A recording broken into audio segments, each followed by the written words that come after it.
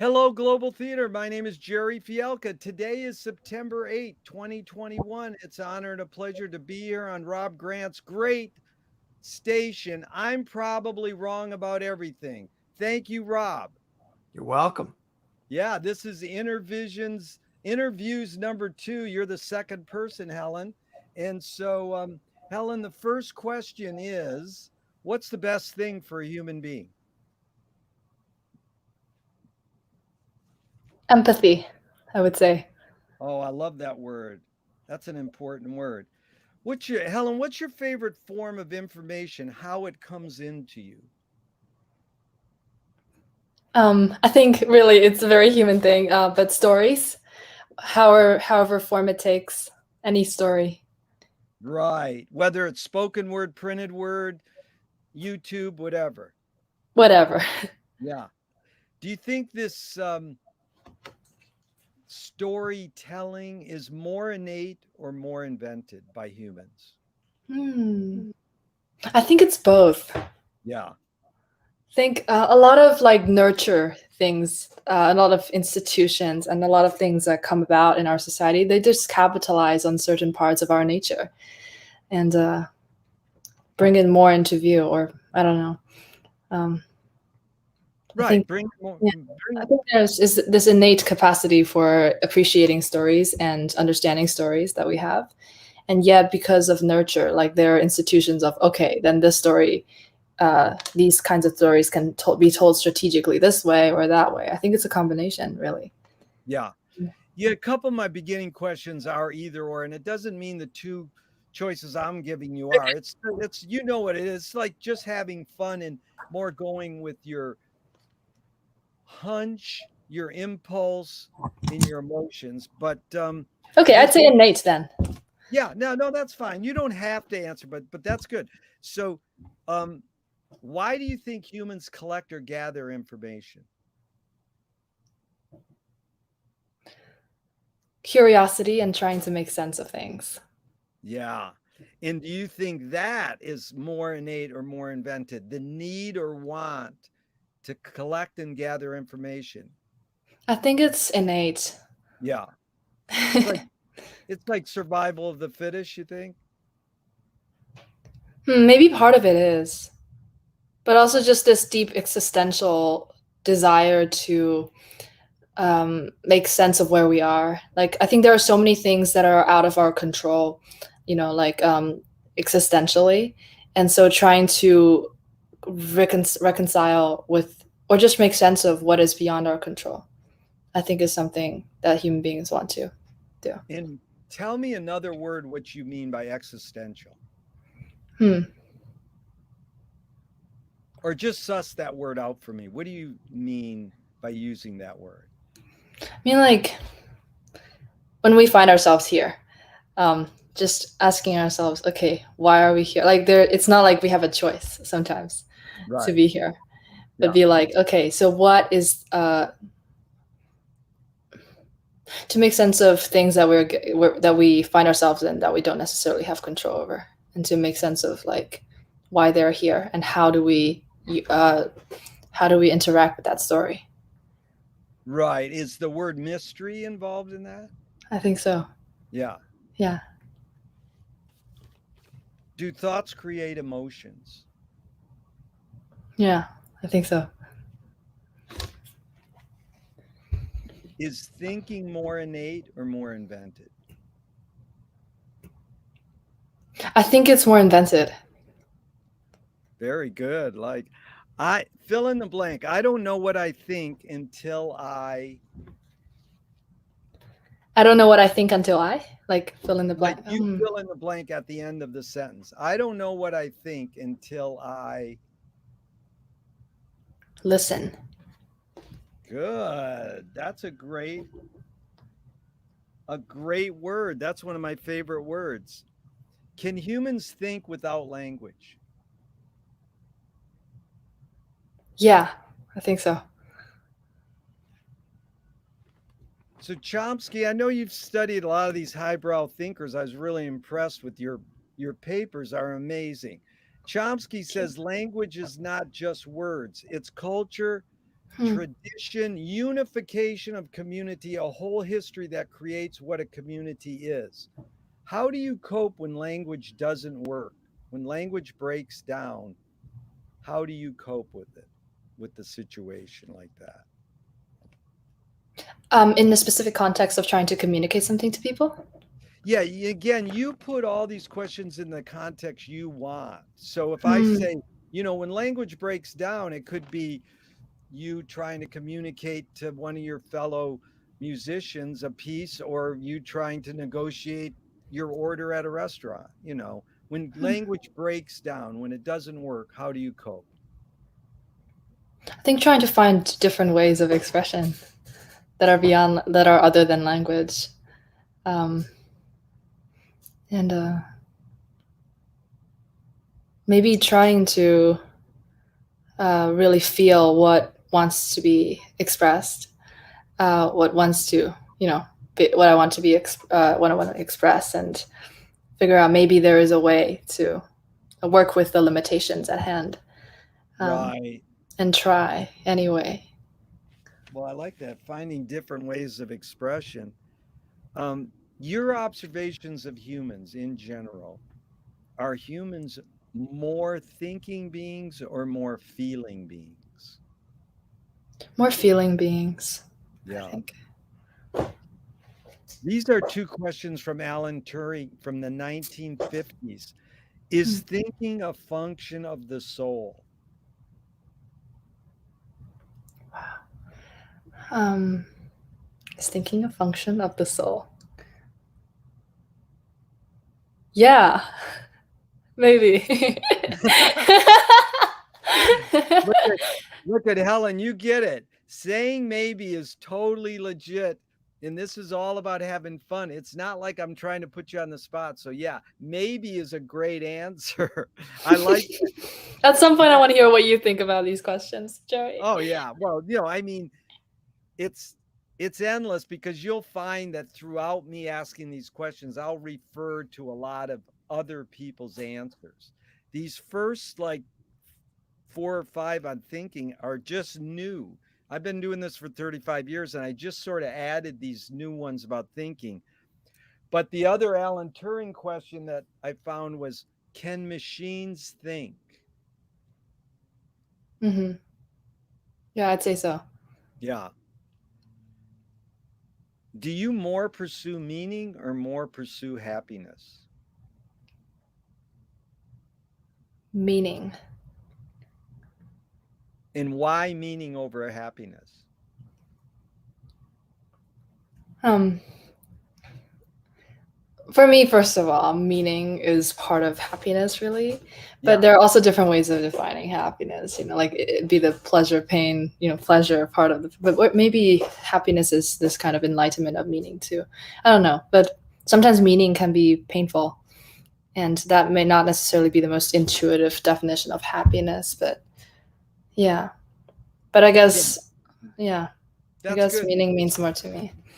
meaning means more to you, because I got that question from Viktor Frankl's Man's Search for Meaning. Meaning. He That's he great. basically said meaning lasts and happiness doesn't necessarily last. But, Mm. rare that people say meaning can be painful. Meaning can be painful, and maybe that's why it's it's not like it's more effective, because most of these either or questions I have, you can't separate them. You can't separate the heart from the head. We Mm. can, because humans invented words, but it doesn't mean you can literally separate the mind body connection is pretty together, but we can sort of guess about how it's separate. Yeah. So does the brain more detect consciousness or create consciousness? Like, is consciousness there bubbling away and we're detecting it, or are we actually creating it? Try to think. Does the brain?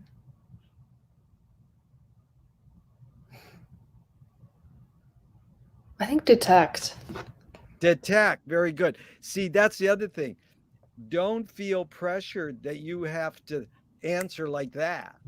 Yeah, you can sit there and think. Silence is totally cool. You know, Awesome. Yeah. being a musician, my favorite line about silence is Thelonious Monk. He said, "Silence is the loudest sound in the universe." I loved reading your article, Would There Ever Be Silence? Oh, And good. Thank you. it Yeah. really made me think about, Yeah, silence and sound. nobody ever reads my essays, let alone comments. So thank you. Thank you for writing it and sharing it. Yeah. So Audre Lorde, a poet, and I know you mentioned poetry too. She says you can't dismantle the master's house using the master's tools. Yvonne Rainer, another dancer and poet, said you can if you expose the tools. What new tool do you suggest?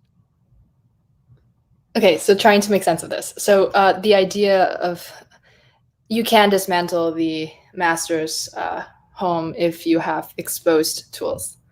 Yeah, well, Audre Lorde said you can't dismantle the master's house using the master's tools. Mm. And then Yvonne Rainer said you can if you expose the tools.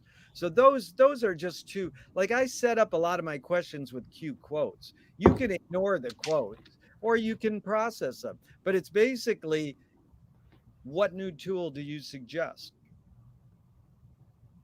A tool to find the tools. Oh, a tool to find the tools. That's beautiful. That's like, one of my favorite tools is those sticks that help you find where water is. Yeah. Do those work? It feels like, it seems as though they work because they go back.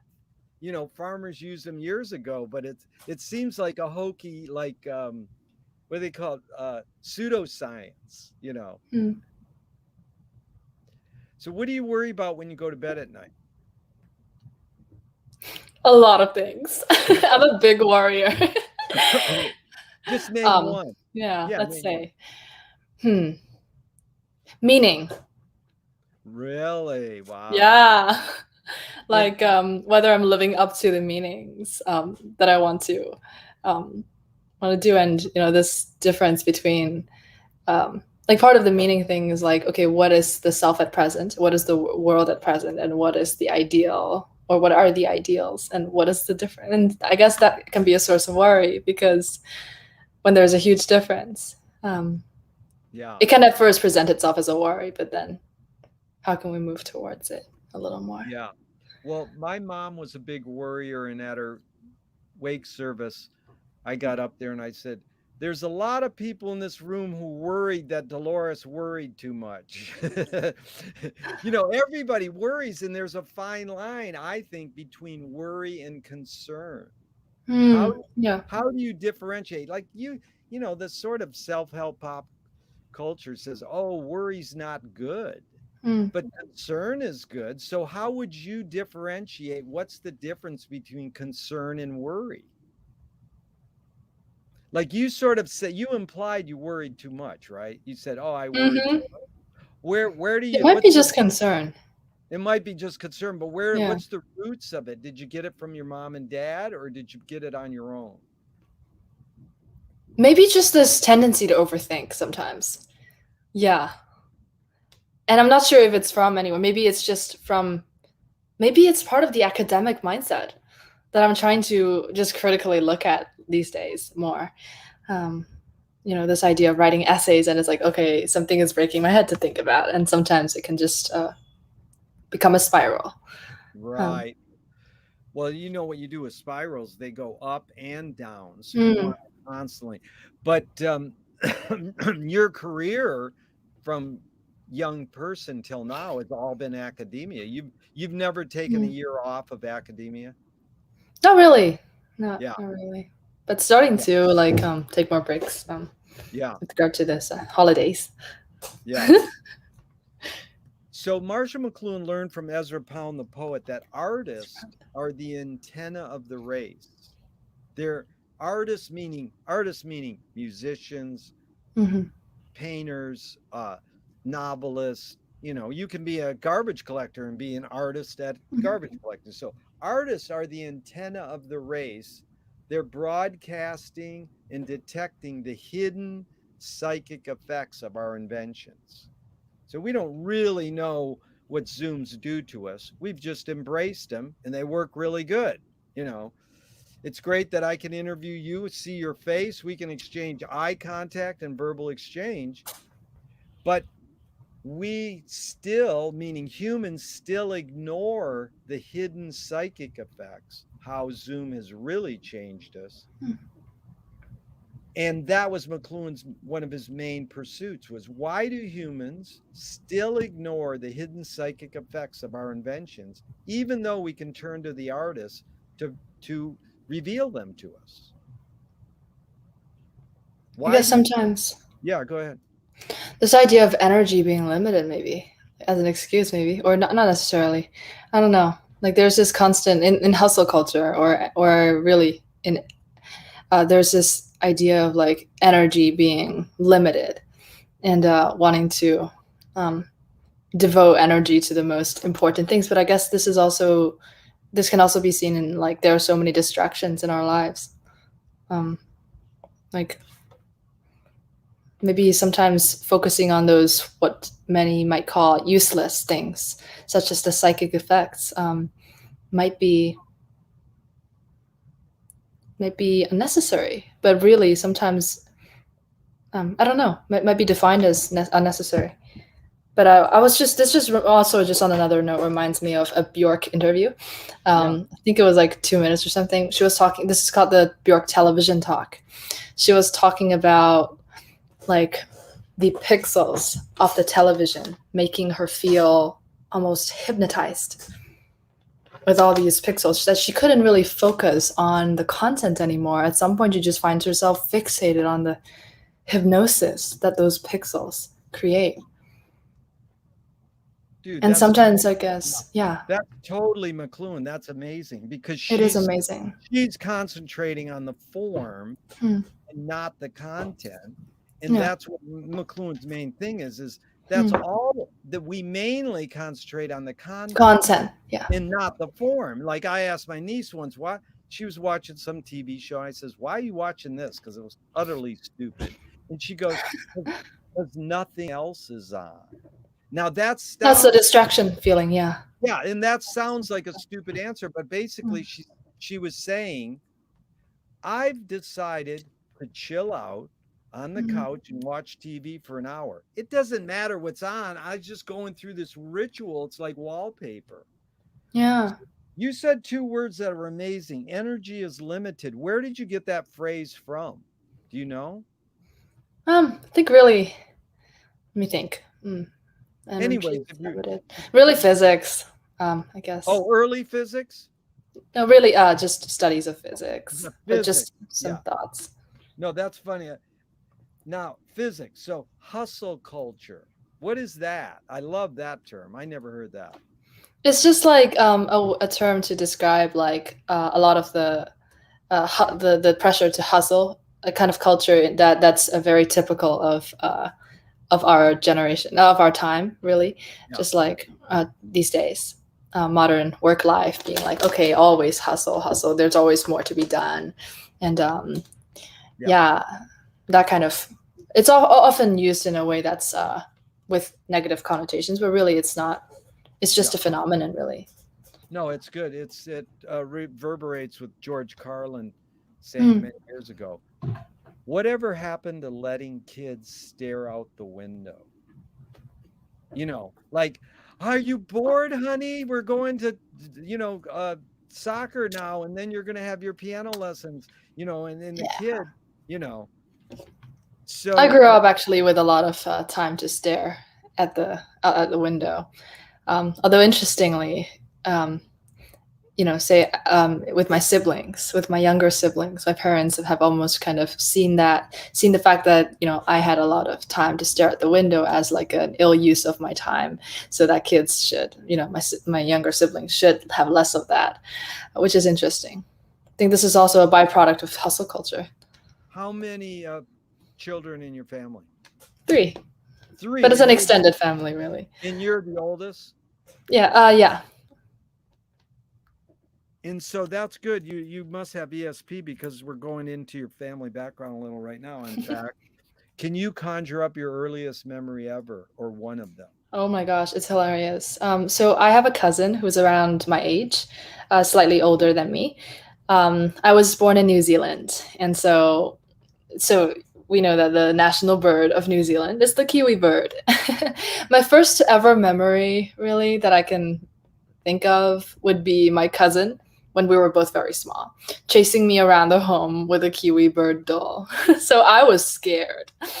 I remember like running around the house screaming, "Mom, help me!" I was so afraid, and it's so funny because I'm technically from New Zealand. Right. Supposed to love kiwi birds, and I do love them. Yeah. And so, Helen, is memory more a curse or more a blessing? Hmm. I think they're more of a blessing, but they can be a curse too. It depends. Yeah. Yeah. Tell me an early role model or someone within your immediate family who had an impact on you. You know, Yeah. just briefly, what specifically was that impact? And then Hmm. it's going to be outside your immediate family. So just, I think sort it of would be my mom. And what did you get from your mom? hello, Rob. I would say she has this curiosity to hear about other people's stories. And before I even realized that I was into music, um, I see the way she talks to people, and it just inspires me so much. She has this openness and warmth in her demeanor. And I was a shy kid then, but just seeing her interact with people and all the different stories that she shares and people share back, it's just has always been inspiring to me. To this Wow, day, I'm inspired by the way she opens up and is so curious about what's going on in other people's lives. that is brilliant. So did she have a career besides being a mother? Yeah, What was her career? she did sales before, but now she's an educator. Yeah. Now, Yeah. outside your immediate family, someone who had an impact on you or a role model. I'd say lately Imogen Heap.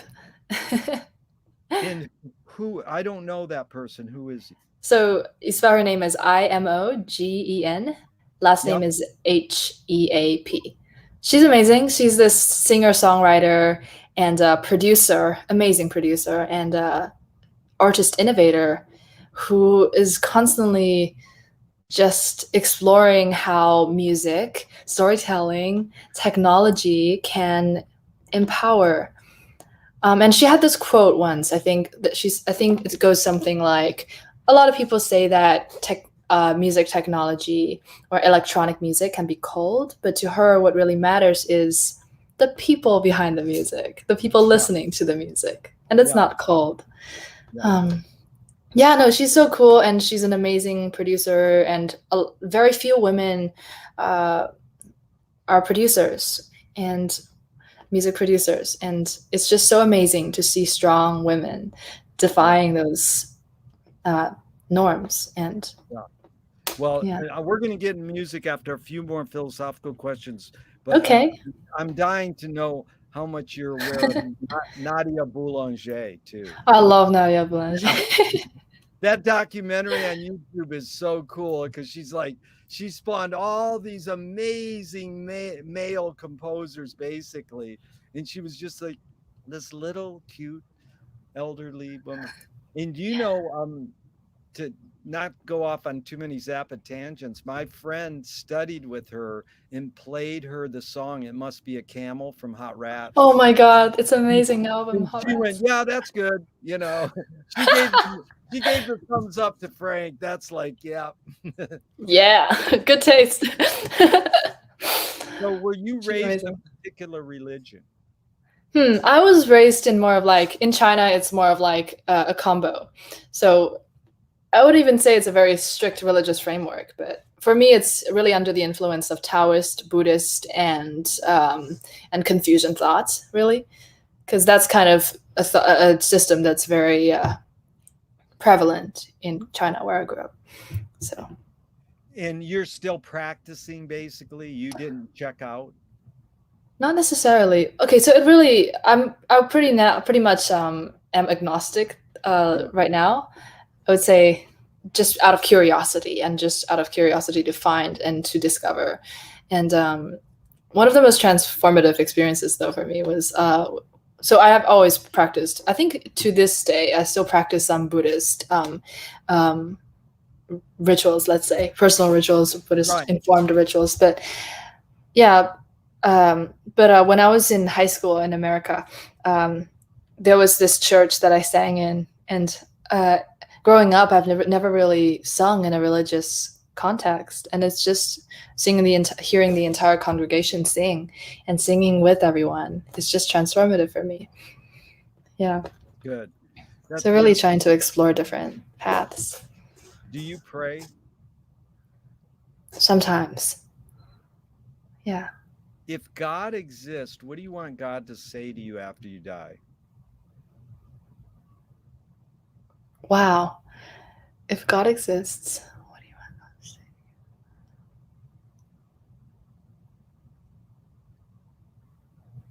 Wow. Okay, I need to think more about this.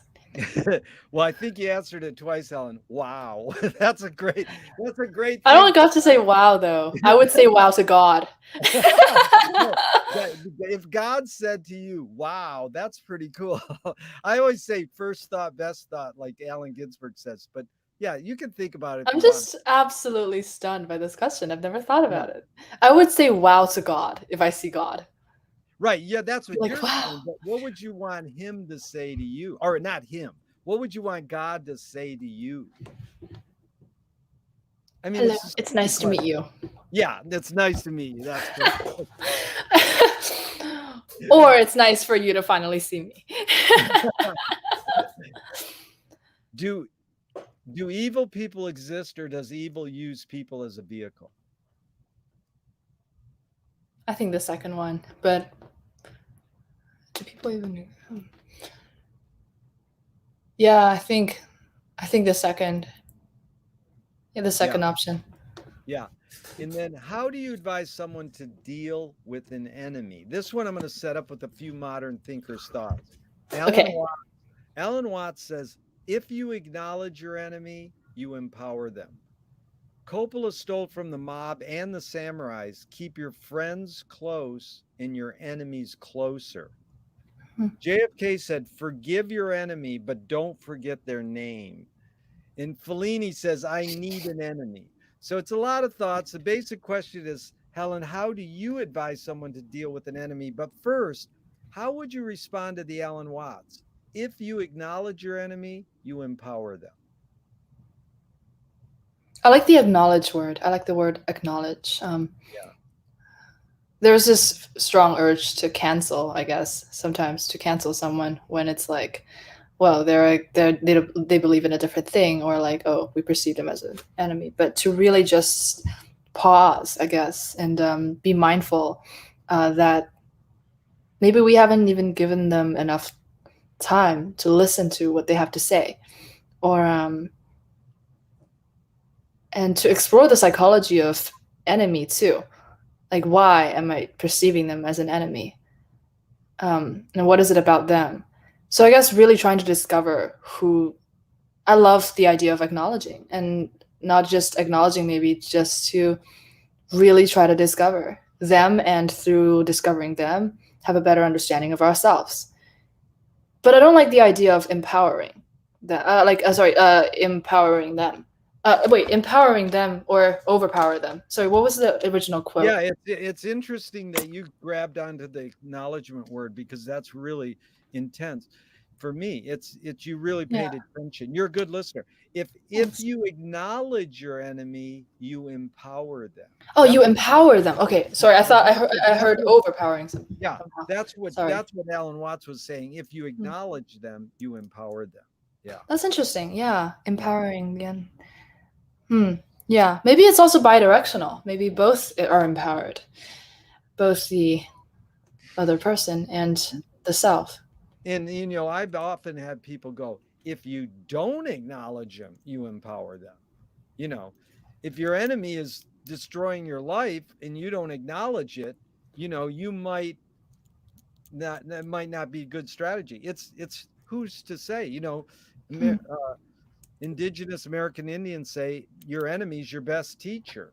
It goes Hmm. on and on. Like, it's a deep thing. So James Joyce was the first projectionist in Dublin about 100 years ago. He basically checked out. He said, "This is stupid. Why should I go inside a building and see a movie of a tree when I can go outside and see a real tree?" Hmm. Years later, Faulkner said, "Sometimes the best fiction is more true than journalism. Why do we have to recreate things in order to get them? Why do we have to go to a theatrical play of people acting out life? Why don't we just live life?" I think part of okay, I think part of the thing with movies is like it's shot through a certain angle or many infinite angles, and to see something through someone else's eyes, that is enchanting. Yeah. Like to see the filter or through even the distance at which they, whether it be a long shot or a close up, it's so cool to see, to experience, and through stories, through Yeah. fiction, rather than descriptive, rather than like just show not tell. I guess that's the thing, that's the beauty in the showing, in the experiencing Yeah. this. Yeah, No, I that don't know, was good. personally I revel, I don't know, I just find it so fascinating to I think a lot of the time we just want to like get into other people's shoes as much as possible, though it's impossible to completely do that. Right, but it is to see through someone else's eyes. It's reframing, it's framing. That Yeah, was well. exactly. Yeah. So what first, you've basically you've pursued many things. I mean, you're a fine writer, you're an amazing player, you're an amazing composer, and you study psychology. It's like you got a lot going on. But let's just take two of them. I want to get into poetry a little too, because you mentioned that, but let's take two of them. Your path is music and psychology. I mean, would you say those are sort of your two paths at this point? Yeah, So I'd say tell so. us, tell us just the through line briefly. At what point in your life are you hearing music in your house and going, "I want to do that"? I mean, are your parents playing music live or are they playing recorded? And then at what point are you finding what psychology is and go, "I want to do that"? So it's basically, your path and sort of your history briefly of your pursuits in your academia studies. Yeah, so for music, so I don't come from a very musical family. Um, it's more that I was really fortunate to at during middle school. I got really into German stuff, everything German. It's really funny. It's just so random. I started watching German football, and then it just became all things German. Trying to learn German, reading about German history, and German art, and part of that was Johann Sebastian Bach. And so downloaded this app called the Bachhaus Leipzig. It's really, really interesting. It's an audio guide for the museum. And there was this one beautiful excerpt of this aria called Alles mit Gott. And that was unearthed in 2004. I think it's a very newly discovered aria. And so I looked up the performer's name. The soprano was Ellen Monahan Thomas, and the conductor was John Elliott Gardiner. And so I just looked at his discography, and I was just drawn to his stuff. And later, everything just kind of, I knew that I wanted to do music. Just it cast a spell on me back then. And then are you going to your parents saying, "Pay for my piano lessons"? I mean, how did that happen? They go, "We want you to learn piano." They forced you. I mean, just what? Yeah. Yeah. That has always been the thing. Okay, so before I've always taken, piano lessons as a starting from like the age of 4 or something. But But really, I not don't by think I your was choice. very into But music. not by your Yeah. choice. They said you're taking piano Yeah. lessons. You didn't have a choice in. Yeah. Nah, Yeah. not really. It's like always doing it, but then figuring out later on that you love it. Yeah. And so Yeah. then you said, I love this Bach piece. This is what I want to pursue. Playing and composing?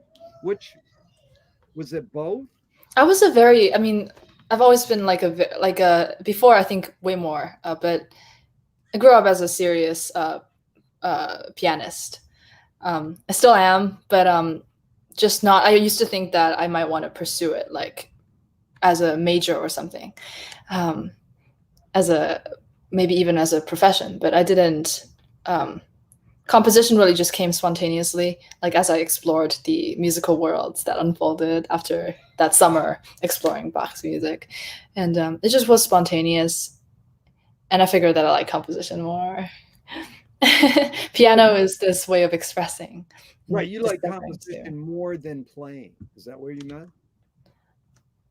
And then I figured out that there's this construct of this thing called the composer performer, where a composer can where everything is really tightly connected, where I can play the piano and use it to generate ideas, but also execute those ideas through the piano and play with other people. Because one of the things I never want to lose is just the joy of playing live music with friends, with people. And in high school, I did that a lot as a pianist and vocalist. Never want to lose that. It's beautiful. You mean like pop music or rock music you played? Kind of so my experience with really pop and Zappa and all that for me came about like a year and a half ago. Before that, it's always been classical. Right. But lately, I found myself way more drawn to. I still love classical, but the kinds of pop stuff, yeah, and experimental stuff. I was intrigued by some of your listings. Bjork is amazing. Bjork is great. Her first hit in the Sugar Cube. Oh my God, Birthday. Yeah, Birthday is amazing. But also you mentioned what the Velvet group, the Korean pop girls, the Red Velvet. Yeah, that was amazing. Because see, that's like they're incredible. I never heard it, so you listing it made me listen to a little clip, and it was like, whoa. So, they're incredible. Yeah.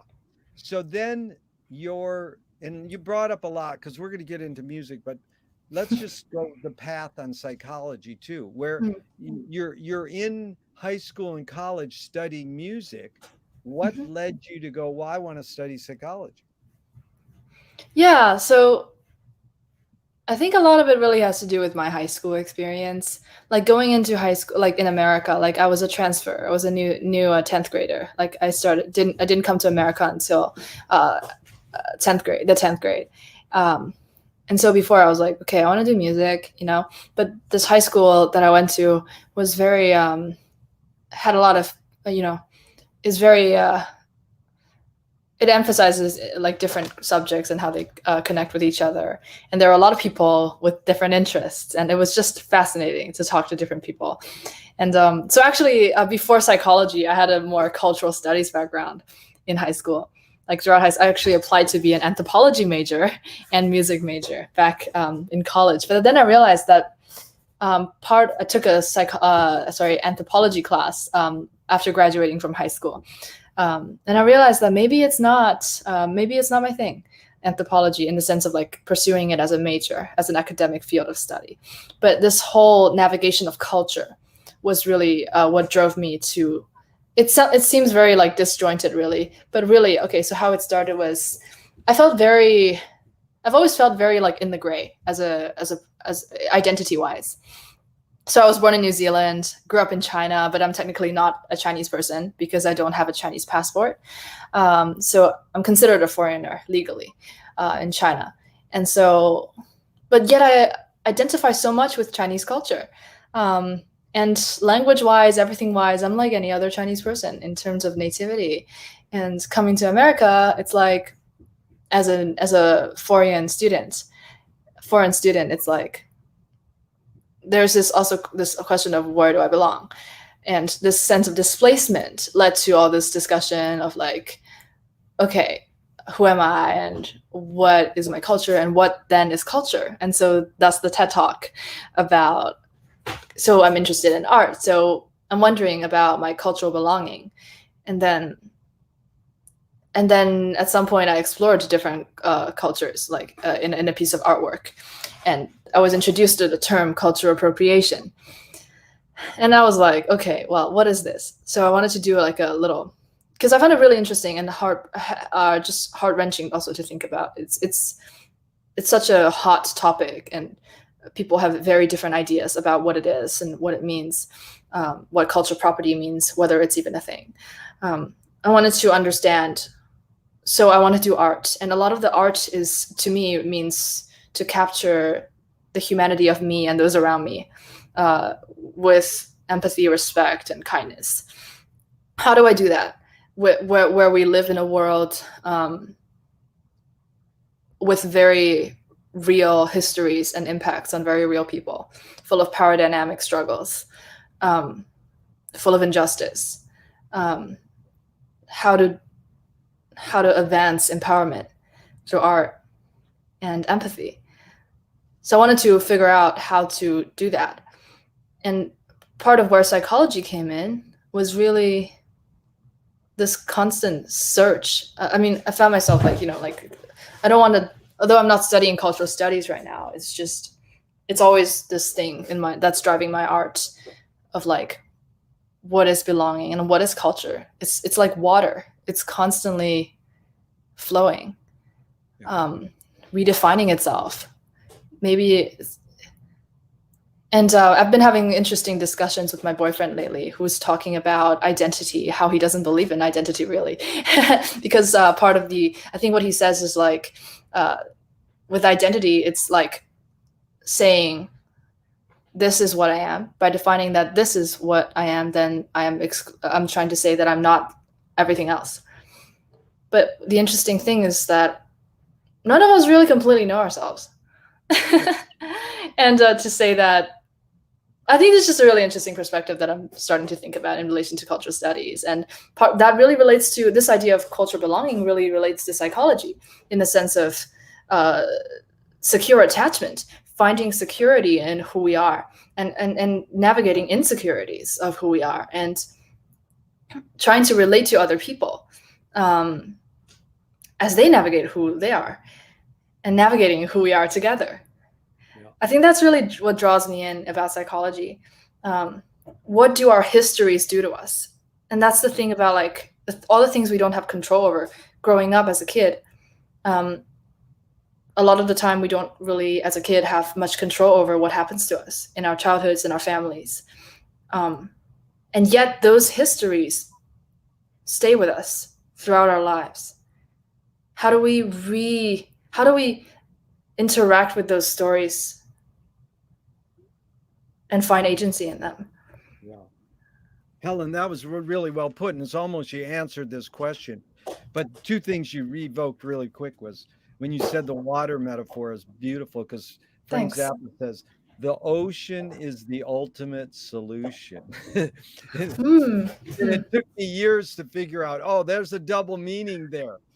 And it really is. Water is like, wow. And then Alan Watts said, everybody's trying to figure out who they are. If you figure out who you are, you're fucked, Yeah. So like you can seek identity and seek identification and who you are, but you don't really want to nail it down and say, this is who I am. But hey, you're in the music business. You have to say, put my record in, I'm classical or I'm pop rock. It's genre. Yeah, it's genre is helpful. And like what I would say to your boyfriend is everything humans invent, identity, genre, all these concepts that we invent have services and disservices. Right. So if you go, I don't like identity, then you're closing yourself out at getting the big picture. You want to study the patterns and get comprehensive awareness.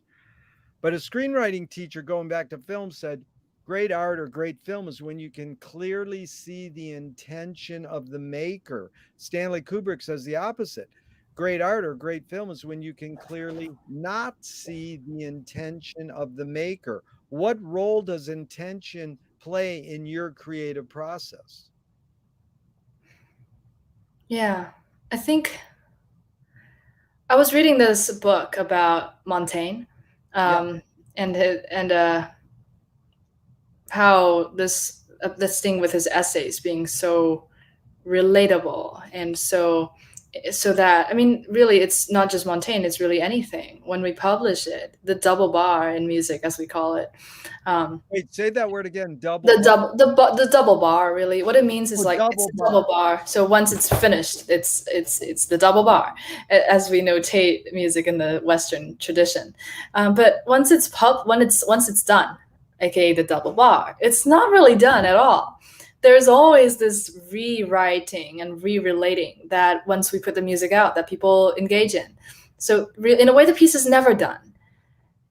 And I guess that can be liberating too. Like, I guess it's just recognizing what recently I've been thinking. Okay, so I want to be an artist uh, and do all these things, and there are many things that I can't control, and a lot of the time with human existence too, it's like so many things we can't control, all the limitations of humanity. But like one of the things about creativity that a lot of people talk about is finding possibility in limitation and infinity within a finite sphere. And so I guess all I want to do is just to really get in touch with my intentions, like my vulnerabilities, and do what I can to convey what I want to convey in the best way that I can. And really, what's beyond that, it's none of it is in my control, under my control. People relate to it in whatever way they want to. Yeah, that was really good. And just before the follow-up question is, Hmm. Steely Dan opened for Zappa way back, and they would go backstage and say, "Frank, we have to play our songs like they are on the album, like they're double bar. This is how they came. They want us to play like how that is on the album. You don't." And Frank goes, "I don't want to." He wants to change Mm. every night. You know, The and Black Page, every single performance of it. Wow, yeah, it's so different. yeah. Yeah. So when you're composing a piece of music, how much are you thinking of your audience before they hear it? Sometimes. Yeah. Like, I think this genre thinking, have to say, is present. Like, about, like, for instance, like right now, it's like in most of my like experiences as a composer, which is like not much, just writing concert, what we call concert music. It's more like Zappa does it sometimes too, with he loves Varaz, and he loves Varaz, and all that stuff, and Yeah. he 200 motels and that kind of stuff. But sometimes he also writes rock and stuff like that. Um, so I guess sometimes writing concert music, it'd be like, okay, what's the idiomatic language or sounds of concert music? And sometimes it can become problematic. What really is the sound of concert music? Should there be one? But sometimes it's also like, okay, there's this language, this world that exists and in rock or in indie pop, in film music versus which is something I'm very interested in. There's another kind of world. Uh, Boundaries. I agree with you. Like sometimes boundary thinking exists in our world, oftentimes for cognitive convenience, and it can make our lives better, but also it's not the truth. Yeah. But Really to well look at it put. as a device and tool. Yeah, really well put, because it reminds me of the pianist that gets me. Frank listed him on his first album, Cecil Taylor. You watch Cecil Taylor play piano, it's like most people go, "That's horrible." And to me, it is the pinnacle of all pianists. I mean, if I you need ever to check it out. oh, you've never seen I Cecil have Taylor? never.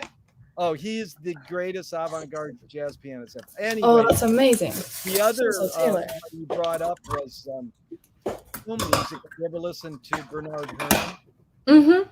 Yeah, so Bernard Herrmann's one who, like, that guy's music could go right in the concert hall. So most film Yeah. composers are all Bernard Herrmann wannabes, but he's really beyond film music. But he wouldn't want, whatever. It's a debatable thing.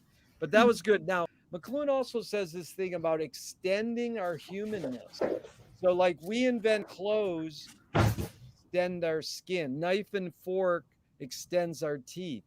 The That's interesting. I never thought about it that way. and then like even like, why do we invent religion? It extends something that's not tangible. The eyelid is invented, and we sort of, it's called biomimicry also. It's Hmm. reverse biomimicry. It's like we have a shutter in a camera or a projector, and that's what our eyelids are doing. They're doing, we say, oh, Wow. we can invent shutters outside of our body, so we extend our humanness. And McLuhan said everything we invent extends our humanness. So for you, what humanness is extended with the piano? I think the touch, Yeah. like this idea of usually when we touch, there's sound. Like I'm thinking about your essay and like how a lot of the time when you wrote about 433, this idea of like how that silence is perceived, how noise factors into that, how it's all sound in a way. Like when we touch, although it's barely, and this you talk about this illusion that like that's a lot of people have about like, okay, when we don't hear, then it's not there. So like this idea of like when we touch and do the same motions like as in piano, can't really hear much of anything. But on the piano, it's like a more magnified um, frequency or device that Yeah. projects the sound of our touch, maybe in a way. And really, really, when practicing piano, it's like and interpreting, it's like what kind of touch produces the most musical, in the artist's opinion, interpretation. Oh yeah, that's why all these Yeah. nudie hardcore Zappa freaks freaked out when they saw your version of Black Page. They went, "Wow, that Oh my was," God! What? you could tell you have the touch. And Oh, then thanks. it was good when somebody complained. I love the guy who complained. That's Oh, you watched the thing? You watched the video? oh yeah. If Gosh. everybody loves your art, you, then you're in trouble. If everybody hates your no, if the key is that Mm. you need people to not like your art, and you need people to like it. To But if it challenge it yeah, constantly. it's I really love it. important. What's the function of music? So many. Well, just a couple off the top of your head. Community. Yeah. Um, Another one would be discovery Really good. and community discovery. Um, Survival, maybe. Oh, that's good. Part of survival, I'm thinking about commercial music too. No, survival. Mickey Hart, the drummer for the Dead, wrote a great book about history of music, and basically saying, dude, it was they're saying they're coming to steal our food. If I hit the log twice, they're close. And that's it is survival. It's communication survival. But Copeland has 4 elements or Mhm. ingredients of music: melody, harmony, rhythm, and tone color. The Mm. first 3 are pretty evident, melody, harmony, rhythm. What is tone color in layperson's terms? How do you describe what tone color is? Well, musically speaking, it's also timbre, but just the Yeah, but I color. mean, timbre is like that's another musical term, but in a Yeah. layperson And who doesn't know okay. what tone color or timbre is, How these things tie together, what kind of feelings and uh, melody, harmony, and what's the rhythm. rhythm? Those are like tools that it's almost like DNA or something. Like we try to like piece them into different like permutations, different orders, and each one has a different. I think experience. I think the experience generated from the tools of the melody, harmony, and rhythm can be tone color. That's what tone color is the experience of putting the Color. two, Yeah, yeah, I putting think the so. two together. Yeah, Yeah. amazing. Someone said timbre is the amount of overtones in a note. I never get to understand what is an overtone. It's physics really. So when we like play a note, it activates different frequencies, and each and so like it's really like periodic. Like in math, there's like this periodic thing, and like each frequency has like its own system of how do you describe it? Oh my god, I've actually never tried to. So that's so like when we do overtone singing, say like which is a way of, I don't know if this can be captured, but it's like it's really like faint, but it sounds so weird. But faintly, you can hear those little overtones swimming above. Tuba throat singers. Yeah, similar, but it's a different technique. Yeah, but you had two notes going there when you were singing. Yeah. Overtone. Yeah. So it's a series of notes. Yeah, that was good. And so a friend of mine says there's 3 tenets in music: taste, technique, and theory. So technique, and there also Dave Liebman, the guy who played with Miles, he says hand, head, and heart. So technique is hand. You can teach yourself technique, which you have. Head is theory. You can teach yourself theory, which you have. How do you acquire taste? How does someone, you can learn technique and theory, but how do you acquire taste in music? Taste or heart? Yeah, taste and heart are comparable with the Dave Liebman. But I mean, when my friend said the 3 T's, he didn't use the word heart for taste. I'm just crossing it over to Liebman. But how do you acquire taste? Wow. I think being in touch with what art means to you. Like that. Let me try to think. Taste. I think I've never given that word enough thought, to be honest. Taste. Like people have talked about, I just never really gave it enough thought to really understand what it means to me. So in a way, I don't have enough taste about the word taste. That's good. How about aesthetic? Is aesthetic the same as taste?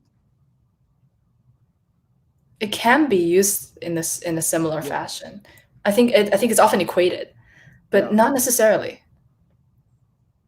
Have you ever heard the group The Shags? I love the Shags. Oh my god.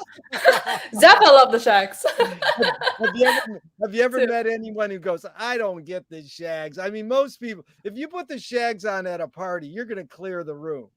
But people like us, and Frank loved the Shags, but it's like better than the Beatles.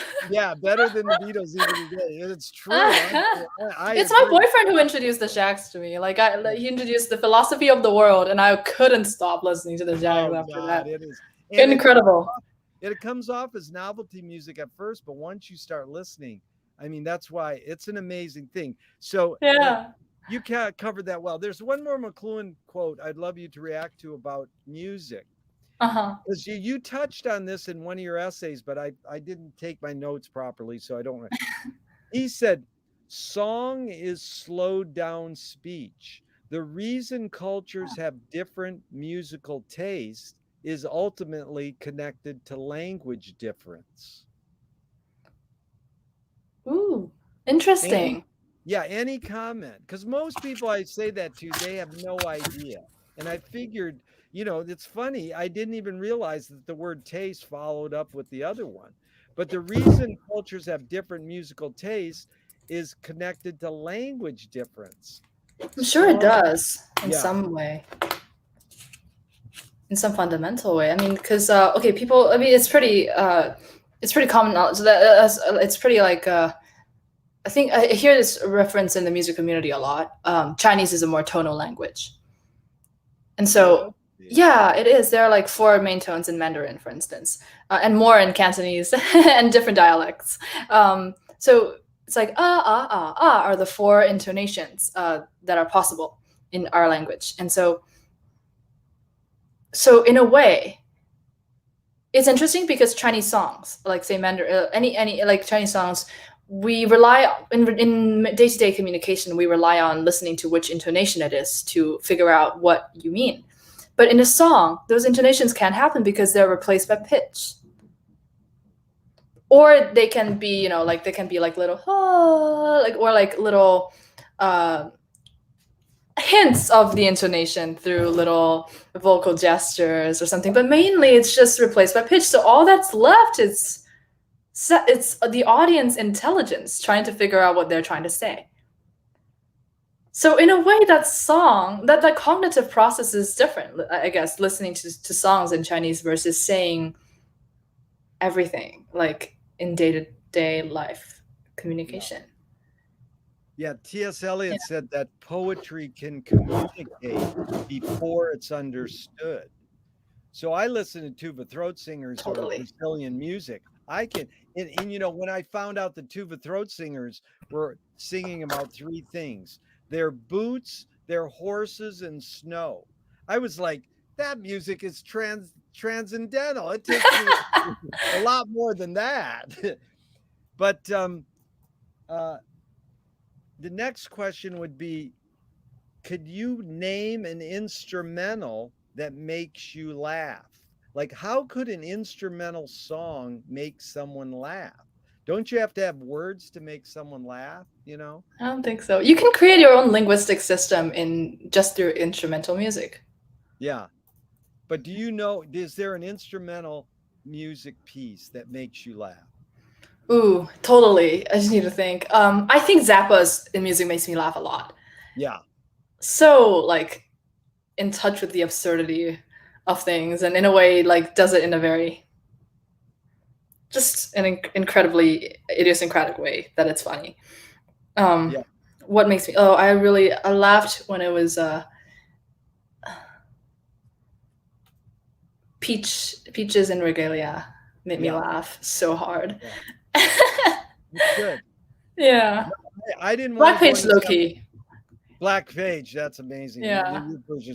But I didn't want to go into Frank too much because we'll reserve that for another time where we can do all Zappa. But at what point in your life, who and why did you discover Frank? And then what's your entry point on Frank? What song or album? It's really Ian Underwood. Ian Underwood, who played in the Mothers. We had a very chance encounter back in 2015. And since then we've been talking, and it's really through him that I got to know Frank Zappa's music. And I just started listening to his stuff. Right, but you learned of Ian because you were seeking out him as a teacher? Or? Not really. We just met at this random high school that he went to. He went to this. I was applying for high schools back then, and so I was visiting different high schools, to get to their campus. And he happened to, for the first time, visit his old high school campus once, once again, as a performer. He did a performance there that day, and we met at this lunch table. On the very day I visited, that was the first time he had visited that high school since he graduated too. So we just struck up a conversation, and then later I learned that he played in the Mothers. And then what did you start with? Which album? Oh, he sent this thing to me. He sent the Hot Rats to me, the Hot Rats sessions. He sent you Hot Rats, yeah. Yeah, but really what I started with, I think, was of course, because it's Ian, that little track of Ian Underwood, Whips It Out. And, Whips It Out, wow. Yeah, that was so incredible. Fun. When you realize that Frank in 30 years did 60 albums, this is highly unusual. Most people do 30 albums in 30 years, but Frank did 60. And it's not a race who's most prolific or whatever. He's a workaholic. I was there when Frank said to me in front of Gail, he said, give Ian half the credit for a Hot Rats album. He just said, and Frank Ian might not agree with that or whatever. And I think it's nice, but Ian had a big impact. So then did you pretty much consume all of Frank's 60 albums before he died? Any of those, or all of them, or some of them, or? I still need to check out more. It's such a universe. Right, I'm barely into it. Right. Completely. Out of 60, you've heard I'd say 10. 10 out of 60. No, that's fine. I'm just curious because I'm it is. very curious about what your time as an archivist, your experience Oh, as an archivist. we'll do another Zappa. whole session on Zappa. In fact, we do these Yeah. Zooms where we have about 8 really hardcore Zappa people, and they're always all men. So I'd love for you to attend because we talk about how Frank shaped our behavior. Hmm. That's the thing. Because, finding women who love or like Frank is like finding women who like Curly in the Three Stooges. It's rare. Sorry. It's just a Would it rare, make sense given his you history know. with? Yeah, and Frank Yeah. had, whatever you look at, it's a complex issue, but I think that the song you chose to do by Frank and put on YouTube was amazing because that's how we met. So, I mean, it was a great thing that Indeed. you did that. And so let's move on. This was good. Uh, what's more fundamental, music or language?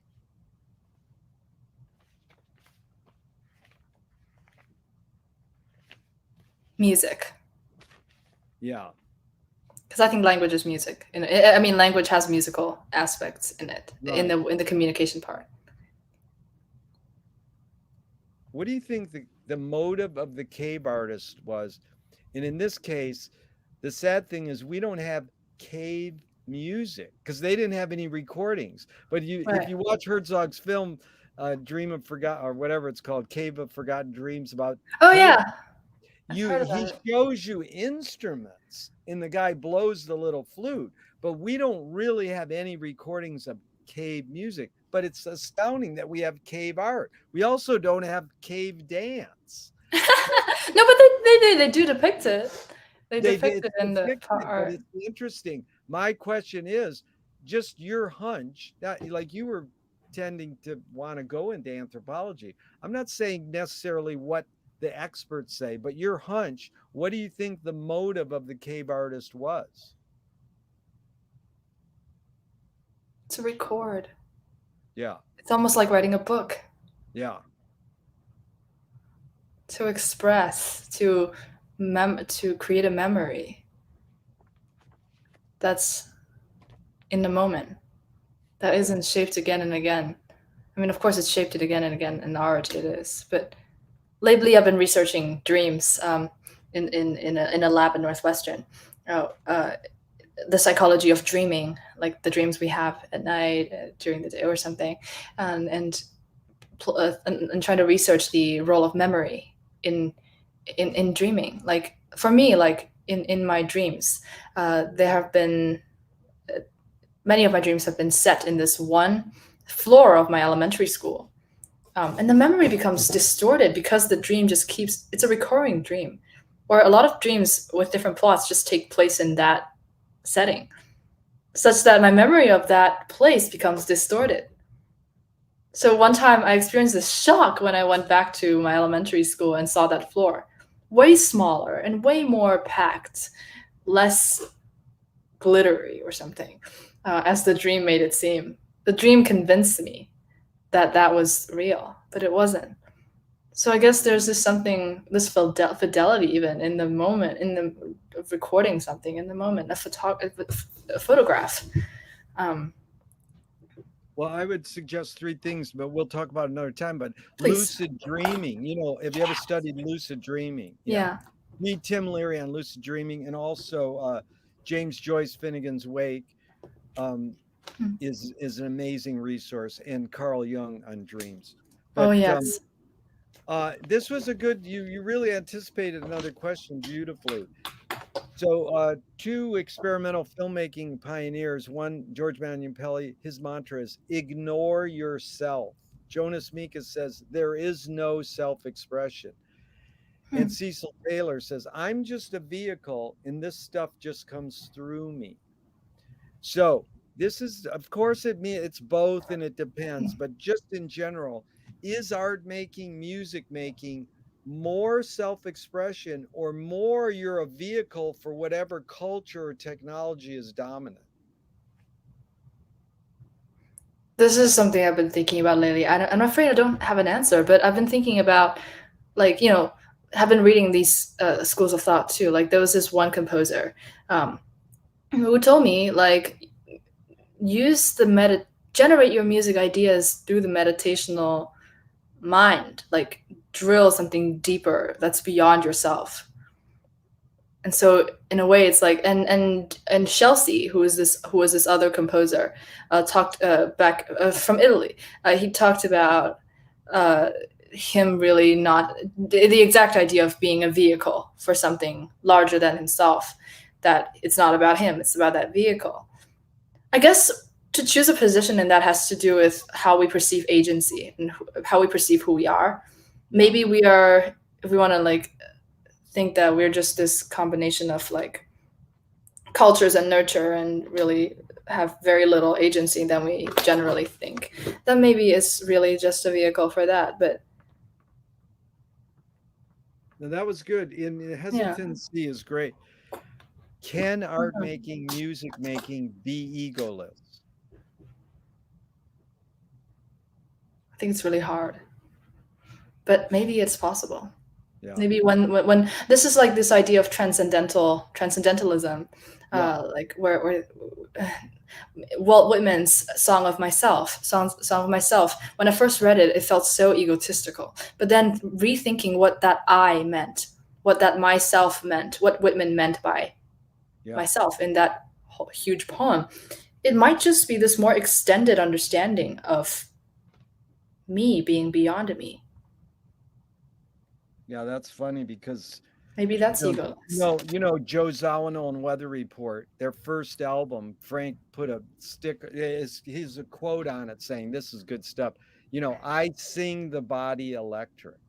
That's right out of Whitman. I love that line. Yeah, it's amazing. And I was going to say, you got to check out this band called Negative Land if you haven't. And that one of their members told me Missy Elliott, the rapper, learned how to sing from car alarms. So wow. This is like, it goes on and on. It's like Ginger Baker, the great drummer for Cream. How'd you get your drum style? He says, I was in London when they were bombing. So it was like boom, boom, boom, boom, boom, boom. That's how his drum sounded. Wow. And, James Brown's drummer lived in Ohio, and one side of his house was a factory. On the other side, there was a train track. So he invented funk drumming because it was like, it was all what he heard, so. Yeah. Music technology really changed our perception of this. Like, it's just anything can be sampled now and changed into what it's not, or. Yeah. And next question is perception reality? To a certain degree. I'm tempted at the beginning to say no, a definite no, but maybe in a way it is, because maybe there's no reality. It's like, I don't remember where I read it from, but there is no answer, there is your answer. Good. So maybe there is no reality, there's each of our own realities. Yeah, when people ask me these kind of stupid questions I'm asking you, I usually refer to the great John Cage, and he says, that's a very good question. I wouldn't want to ruin it with an answer. Yeah, John Cage. Wow. Let me ask a few more, Rob, and then we'll get you in there. You have to run? I do actually. Okay. But I can keep it going. But good. This is good. You ask your one or two questions now, and then we'll go back. So go ahead, Rob. As you guys were talking, it got me thinking about computer generated music, computer composed music, and I came across a guy named David Cope, who developed the program Experiments in Musical Intelligence that eventually became known as EMI. And he went away he had this program, and he put it on, and it would compose music that was in the style of Bach. And he went away, he came back, and 5,000 new pieces of music had been generated since he had left. Now, when he released this to music critics, they said that it was, it essentially lacked soul, that this music lacked soul. That was what these critics were saying. However, if the question begs, if if it was never stated that this was a computer that made this, would people say that? So can a computer compose music that is soulful, or does music have to be soulful? Okay, so two questions. Does music have to be soulful? I think a computer definitely can create music that is soulful, because I'm going to return once again to Imogen Heap's quotes, like in response to some comments that computer music lack soul, lack the warmth, lack the life. But I think a lot of the time what makes it soulful is like what Imogen said. I totally agree with her. Is the people who listen to it, who interact with their souls with the music that they hear and make it soulful because of them. And regarding whether music has to be soulful, maybe music doesn't have to be anything. Maybe not, like I don't know. Like there are so many shoulds. There are so many shoulds. So many shoulds, should be, must be. But maybe if music is for discovery, if some music is for discovery, then maybe it doesn't have to be anything in order to discover, to not be restricted in a rigid. And even in reading this article beforehand, David Cope was arguing that what is soul? What does that mean? So my next question, it's more of a philosophical existential question, but I recently read Teju Cole's Every Day is for the Thief, and near the end of the book he talks about the difference between a maze and a labyrinth. Ooh, and that I'm just trying to pull up the quote here. At the end he says, "I am in a labyrinth, not a maze. Labyrinths' winding paths lead finally to a meaningful center. A maze, in contrast, is full of cul-de-sacs, dead ends, false signals. A maze is a trickster god's realm or domain. Is life a maze or a labyrinth?" Ah, that is great. Such a great question. Very good. I have to say that I don't really get the difference between a labyrinth and a maze, because I don't, just as its own construct. Like I just haven't been to many of them. But like based on what you just said, wait, do labyrinths have like if you would like to educate me on like the difference, really. Practical. I did not know. I thought they were synonymous until I thought so too. So a maze, you get from one end to the other. You essentially enter a maze to get out of it. Mm-hmm. But a labyrinth, you get in it to get to the center of it. And then that's the place of the labyrinth. So you're not trying to escape a labyrinth. Like, you're trying to get to the center of it. Sort of like... I think it depends on your religious. Like what one's philosophy of life. For instance, like what if, like, say, reincarnation, or like for one who believes... I used to believe in reincarnation. This whole idea of life being this continuity in which we are just one very... in which this vessel is just a vessel. And the soul is way more continuous. Maybe that is like that maze where we enter and then get out of it. But to get into the center of it and sink into it, wow. To sink into that experience. Maybe even that unknown sounds so beautiful to me too. I mean, I think both are so beautiful depending, and each person can have a different answer. For me, I really like the idea of a labyrinth. Wonder what you guys think. Brilliant question, Rob. Both of them are brilliant, because it's how humans have decided to define what a maze is, and how humans decide what a labyrinth is. And it's like George Clinton of Parliament Funkadelic says, "What kind of music do you like?" He says, "I like the kind of music that pisses me off, so I can figure out why I don't like it." Oh yeah. He knows he loved Motown and doo-wop growing up, but he didn't literally seek out that kind of music that pissed him off or he didn't like. But he knew to grow that you might have to enter the maze sometimes, and you might have to enter the labyrinth, and it's your choice. Your key word there was trickster. That's what, in a lot of ways, Zappa and McLuhan, Joyce, these people are tricksters, are charlatans, and they come off as like court jesters. They come off as, well, you're not serious about this. You're trying to joke about it, you know. But go back to the Shags, which you have to listen to, Rob, sometime.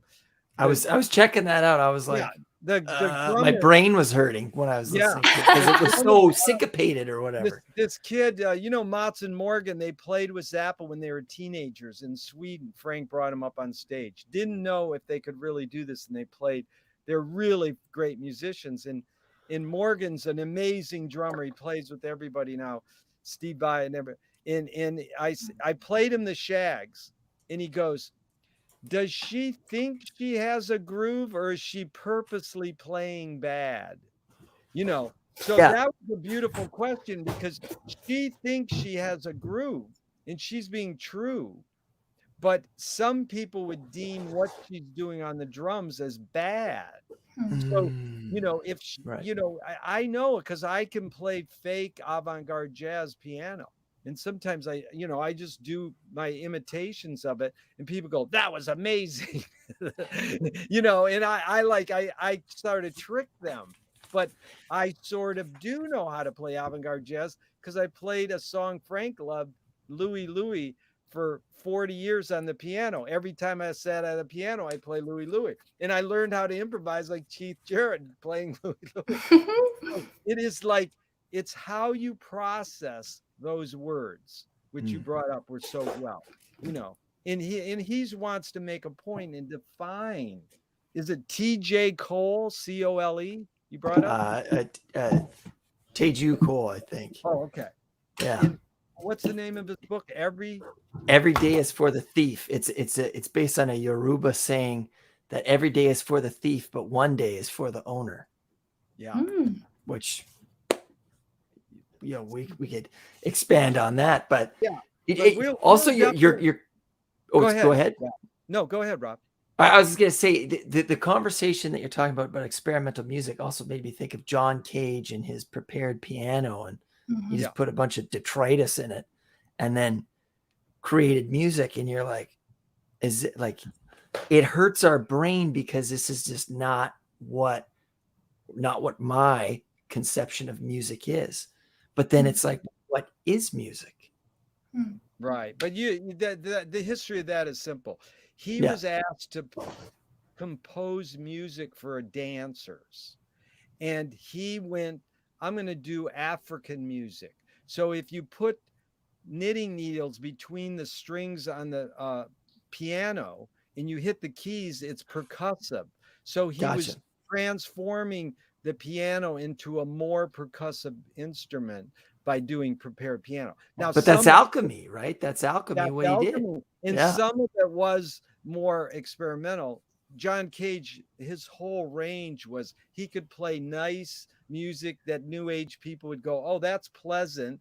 And he could play stuff that was irritating to the normal ear. So he had a full range. But that's the thing about experimental music. There's a full range of stuff that's irritating. You listen to the last song on Weasels Rip My Flesh by Frank Zappa, and it's total noise. And you could see any kid in the late 70s like me getting this album, and as soon as it gets to the last track, we just take the needle and take it off. We're like, I'm not going to sit here and just, you know. And then, you know, and then it eventually becomes a genre called death metal. So there. You know. And I love death metal. Right. You know what's an oxymoron is melodic death metal, but you listen to it and you're like, whoa, this is actually quite beautiful. Right. Once, you know, if you just listen to the noise and not read the lyrics while you're listening to it, I guess. But Ingve's the Paganini wannabe. So anyways, Rob, we really appreciate, and we'll definitely invite Helen back where we can all three of us will be on the whole time. So then I love it. More integrated. Yeah. Thank you so much, Helen. Rob. Oh, my pleasure. Thanks for your wonderful questions. Okay. Yeah, those were great questions. Thank you. And so, Helen, I asked for 90 minutes. Can you go a little longer, or do you want to wrap it up? Sure. I'm actually pretty flexible. Okay, so we'll go another 15 or 20 if it's okay with you. Great. Yeah. And that was good that Rob, I would do great questions for you. Thank you. I'd do these for years if I could with people in a public setting. like in a theater or a coffee shop or a bookstore. And since Zoom started, I've been able to interview people all over the world in different settings, and it's just remarkable how it's just an amazing thing what Zoom's provided me. So I really appreciate this.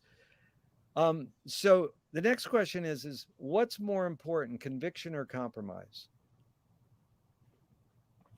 Whoa. um,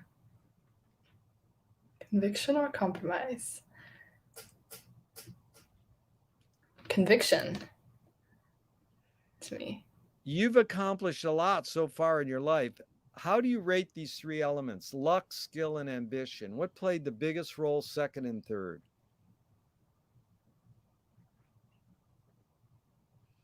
Well, luck, skill, or ambition?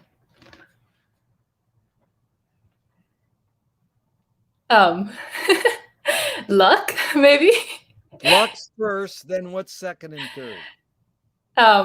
Ambition. And skills third? Maybe. I think sometimes it's just like it drives. It's like this ambition or curiosity really Yeah. Can pave the way for learning. And Yeah. that learning becomes this byproduct of really what was the initial driving force. Yeah. And luck is all the things I don't really know, like all the things in life that just. Well, luck is, they say the more mystery. The more you practice, the luckier you get. That's right. So maybe ambition and then skill and luck is an alternative answer that I kind of relate more with. Yeah. Yeah. So T.S. Eliot said poetry is outing your inner dialogue. What language is your inner dialogue in? Specifically like Chinese or English or something like that? Or? You put it in the context you want. Whatever you want to decide language is. Because sometimes people just go English. I'll go, what form is your inner consciousness in? Wow, that's such a good question. Images. Yeah. It's amazing. You're a musician, but your inner dialogue is in images. Yeah. Did you grow up watching TV? Not really. I really started watching a lot of movies in high school. On what? On a screen, a small screen at home, TV, or on the movie theaters? Small screens. Yeah. What's your three films that had the biggest impact on you in your life? Just Magnolia. Really? Who's the composer on that? Such a great question. It's a shame. I don't know. Yeah, don't worry. Amazing music though. Okay, Magnolia, and then it's just this whole idea of like it's the movie equivalent of the book Cloud Atlas, kind of like it's just so amazing, so expansive. What's the equivalent? What book is it? I wouldn't say it's an equivalent. Just like it reminds me of that book, Cloud Atlas. Oh, Cloud Atlas, yeah. By David Mitchell. It's amazing. Yeah. It's just like all these different meta narratives coming together into this super surreal thing of life. And so Magnolia is definitely one. And oh my God, this is hard. The Queen's Gambit, the new TV show. Right. It's beautiful. What's the third? Wow. Voyage to Italy by Rossellini. Nice. I was amazed at how thorough you are in your cultural icons. You know how to talk about Karl Marx, Theodore Adorno, man. You got it all going. Have you ever checked out Ben Watson's book, Negative Dialectics of Poodle Play? I have not. Negative Dialectics. God, I need to. That's so interesting. It's all about connecting Frank Zappa with Shakespeare, Adorno, and Marx. Wow, that sounds captivating. No, most Zappa fans hated it, but it's pretty amazing. And you got to meet Ben Watson because he would have you on his. He'll play your music on his radio show. He's quite a mover and shaker in England. Okay, his wife's Walter Benjamin. What you mean, the writer of the negative? Negative Dialectics. Yeah, his wife is all. She wrote a book on Disney and Benjamin. Okay, Cool. so Lewis Carroll said, I believe as many as 6 impossible things before breakfast. Have you believed in any impossible things lately? So believe that certain things are impossible. Yeah, it's like in Alice in Wonderland, he says, I believe as many as, or some character in Alice in Wonderland says, I believe in as many as 6 impossible things before breakfast. So the question is, have you So believed abstract. have you believed in any impossible things lately? Like believing that they are possible or believing that they are impossible. Well, again, you're answering a question with a question, Helen. You win. That's what this series is all about. No, Okay. you put it in the context you want. Have I believed any impossible thing lately? Yeah. Yes. Name it or say it. Long distance relationships. Oh, you believed it could work. Uh-huh. Right. Because your boyfriend lives far away. Yeah. Wow. Okay, so Sunra said the impossible attracts Oh, me. Sunra. Yeah, check this quote. The impossible attracts me because everything possible has been done and the world did not change. Another impossible would be the metaverse. You know, this whole thing that's being super, super popular in the, not like impossible, just like this thing that's normally perceived as like undoable is now being explored in the tech world and transforming our perception of, can we unite the digital like this with our material reality in this physically grounded this aspect of life? Can we merge the two? Oh yeah. In a way, it's already merged, but Yeah. Oh no. more merged to think about that. We invented spoken word, and that's when metaverse started. But it's all metaphorical. All language is metaphorical. But I'll give you a perfect example, I think, of what you just said. I put on events like this for 25, 30, 40 years where people talk and discuss things, movies, whatever, poetry, jazz, art. For a year and a half, all my events have been on Zoom, and they're better than if we were sitting in a room live. And people like hate to hear that. And I go, I'm sorry, because I can live in the world where I still ride my bike to the beach and see my friends live and talk. It's not that I just live in a screen world, but the screen world now works for setting up an environment where people actually listen and talk. No one's ever raised their voice, said rude things in live settings. That happens sometime. But there's something about the way Zoom has set this environment up, and humans have adapted to it, Yeah. So it's and interesting. Zoom music. Gosh, there was this one instance, like when I'm writing this piece called "Proximity at a Distance," and it's like this. It's really part of this this research project of a graduate student who was trying to think about latency in music making over Zoom. So the first time we tried it, though, we didn't use the software called.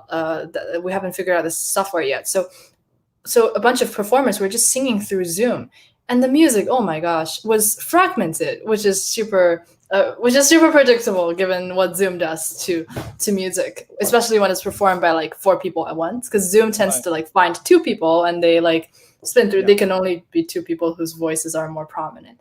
But then the soul of the music was there, and before the pandemic, before really exploring this online thing, I was like, okay, how do you perform music online? How do you make it work? That's impossible. How do you have lessons online?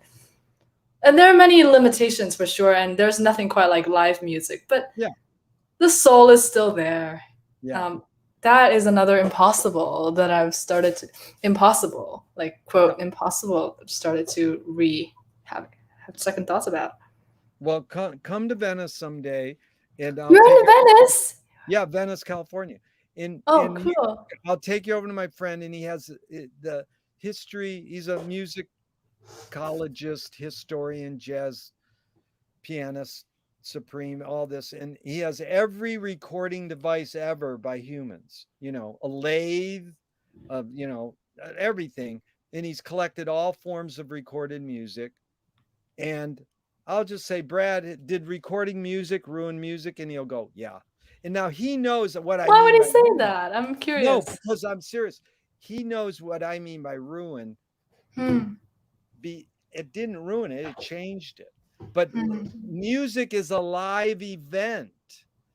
People should experience it as a live event. Like if I take you over there and he puts on a 78, he doesn't want you to talk during it. He wants you to listen to it and then talk when it's not. So he is almost transforming the live event, the music, where you time travel, like he'll play stuff on his wind up 78, no electricity.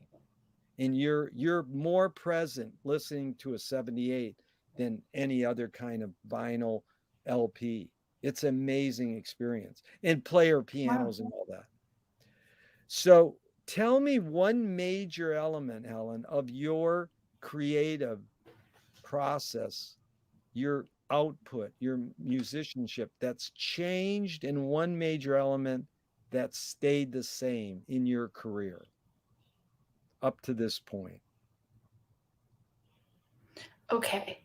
So maybe, well, when we talk about genre, for sure, like there are, there's although maybe genre isn't the best way to think about things sometimes, or like they see it as a truth might be problematic. They're seeing it as, but I think I've discovered more different ways, like to express myself in music. For instance, the non-classical, like different ways of like researching Chinese classical music, Chinese traditional music, but also just learning how to sing and produce in a pop language, whatever that means. Beyond my comfort zone, that has just really changed things for me, and and finding new ways to relate to people because of that. Because before, my parents have never really understood my music. They always just say like, well, you love music, we support you because we love it, you love it, which is I'm really thankful. But it's like, I don't get your music, Helen. I mean, I guess a part of me always wanted my parents to get my music somehow, because it's just like, oh, it's something I love, and I love you, and I want to, like, to somehow. And lately doing pop, doing covers and writing this little EP, they are starting to get it, and that makes me, like, in an interesting way, really happy. That small part of me that wants them to get it really happy. Good. That's beautiful. Now, what's the other one question? major elements that stayed the same? In terms of creative process, it would be just challenging myself to improvise, and that has always remained the same. The importance of improvisation in my creative processes. Although one thing that's cool is that working with a digital audio workstation now as a producer, it's much easier to realize those improvisations, because in concert music, it's like I would use my phone to do a voice memo of like a piano improvisation or a vocal improv or something. And then there's all this work to be done with notation, notating all that down. What notes do I hear then? But with music technology, with MIDI, so like when we play a note in, it will know what note it is. And there will be a piano roll or a score that's generated. So it just speeds up the creative process so much, but really what doesn't change is just the power of intuition and improvisation. Beautiful. Well put.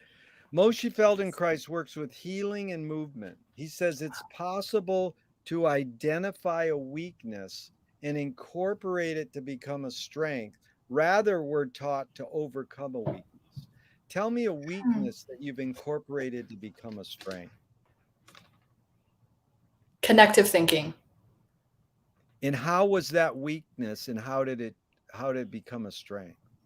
So it can be it can be perceived as a weakness, and can be used in a way that makes it a weakness. So for instance, like sometimes I can be a little sporadic, withdrawing things from here and there, and this idea connects to another idea and stuff like that. But turning it into a strength, or recognizing that used in a certain way can be a strength. Say in art making. So I try to use it as much as possible in art making. Like, okay, so there's this musical motive. What does it remind me of? And or what philosophical idea does it remind me of? Or what image and all that. Say like this current EP that I'm making, although it's not necessarily like that philosophical, it just reminds me of. So the title is Mirrors, and I'm thinking about Lacan's mirror stage. And even that film, it's a film that's super early. What is it called? God, it's this film. Tarkovsky's? I think it's like this water dance scene from. God, I'm blanking out on the name of the film, but it was a super early 20th century film, where like a married couple, a newly married couple, go on to like a cruise or something, and then explore like their separate rhythms. And at a certain point, they have an underwater dance, which is really surreal. When you find it, send it to me because I love. Yes, I will. Yeah, but is it a mainstream? Is it Hollywood film or is it experimental? It's called L'Atalante. Oh, Virgo. Yeah, Vigo. Jean Vigo. Yeah. I know that's Vigo. Yeah. It's just amazing. Yeah, that's amazing that you're learning experimental film too, because with those suggestions. That's my main studies. You do film. But it's amazing that Frank actually made an incredible experimental film that Zappa freaks just hate. Is it 200 hotels? Well, 200 Motels is one too, but it's Uncle Meat and 200 Motels are both extremely experimental to the point where Baby Snakes is a normal concert film in Vegas, but these, Frank, in fact, if you've never seen G-Spot Tornado, have you ever seen that? I've heard it. I've listened to the track countless times, but you'll freak out because he made an film. He made an MTV Rock video to G-Spot Tornado, and it's on YouTube as a cheesy VHS copy. Wow! But, I've shown that to the big icons of experimental film, and it's like, look you can't really be both. When it comes to filmmaking, you can't really be this amazing composer and this amazing filmmaker. There's a few people who have sort of done it, but Frank did it, because I've studied all these experimental films, and he knows his film sensibility from editing music. So it's all about editing. Fred Frith, another musician to check out, he said Frank was one of the first who used the studio as an instrument. I love that. So that's what, Frank definitely knew how to be an editor. And then when it came to films, the classic story was when he took his parents' home movie camera, it was like, yeah, didn't he make like a lot of films when he was small using that? Not a lot, but he made a film where he took the film and shot it, and then he cranked the film back and shot over it. So he did superimposition in camera. I mean, now you just do it digital. And so he was doing these things where you take a tool and you use it the wrong way. You don't do that with a tool. So you experiment or you push the limits of what you're supposed to do with the tool. So he was beautiful. He was constantly doing that, and that was what's good. But the fact is that you took a piece where he just put some black notes on white paper, and you were able to play that. And that's like an intense piece, playing the black page as a solo piano piece. In fact, let's go on, and as I said, we'll definitely have a session on Zappa sometime. Oh, that would be amazing. Yeah. So, a couple more here. How do you find peace of mind? There was this. Okay, I'm not sure if peace of mind is ever. I consider peace of mind ever to be attainable, but one thing that is near is just going into a swimming pool and just submerging the. It's like backstroke, but not really doing anything, just floating in the water, and your ears are kind of like, sure, there'll be water that enters it, but it's okay. It's just like, it just goes there, and your face is like without the swimming goggles, and you're just looking at the sky. And what you hear is a completely different soundscape.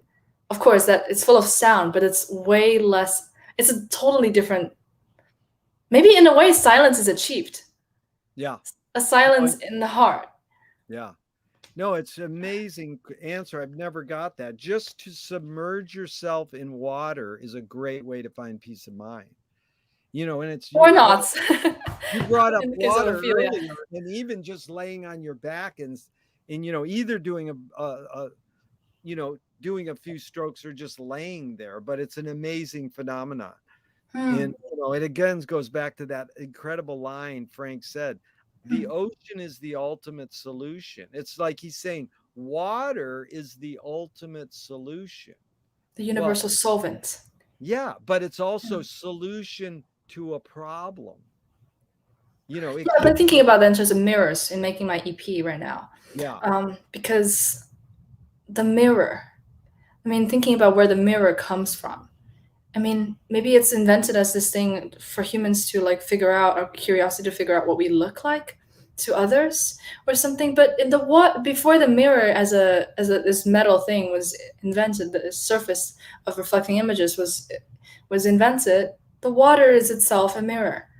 And in a way, I mean, there's all this beauty standard thing in our society has turned the mirror maybe into this construct of self-censorship and judgment and rigidity, even contrary to discovery. But in the water, it's constantly flowing. There's no way of fixating. Yeah.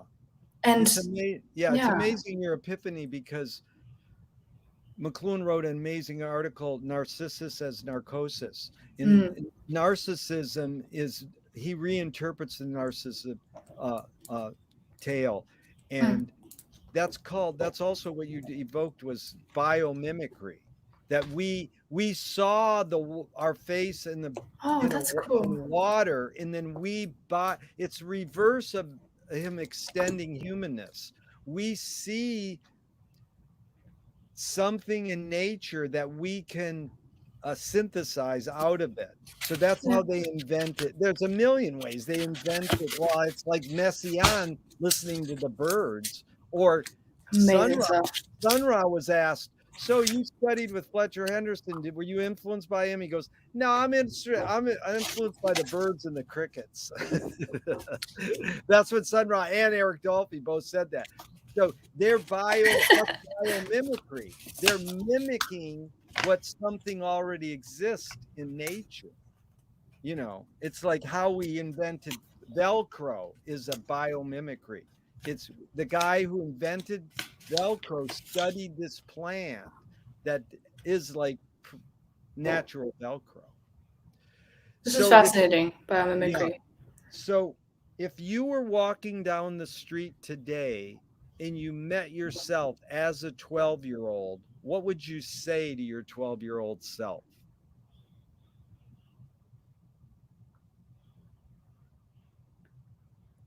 So this is related to the, I don't know where I heard it from, but I've heard that, I don't even know about the credibility, but I think it makes sense, that a lot of women feel most naturally confident. Of course, it's not like, you know, always working on our working on therapy or whatever. We're just like figuring out who we are later on can reverse that, but feel most confident before puberty.